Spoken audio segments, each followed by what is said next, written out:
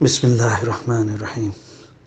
حکیم الامت مجدد الملت حضرت مولانا محمد اشرف علی تھانوی رحمۃ اللہ علیہ نے ارشاد فرمایا کہ جس وقت حضرت محمد بن قاسم رحمۃ اللہ علیہ